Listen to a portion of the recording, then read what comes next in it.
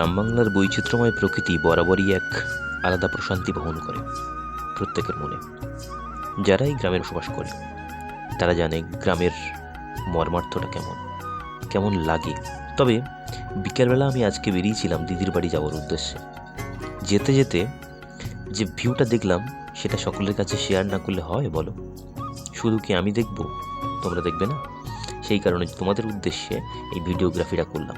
পরন্ত বিকেলে সূর্যের রক্তিম আভা, তার সঙ্গে দুপাশে ধান ক্ষেত, ধানের সোনালি আকার ধারণ করেছে, আর কিছুদিনের মধ্যেই ধান কাটা পড়বে। এই সবুজের সমারোহ কিছুদিন পরে খাঁ মাঠে পরিণত হবে। ফাইনালি দিদির বাড়ি চলে এসেছি। দিদি কিন্তু অনেক মুরগি পোষে।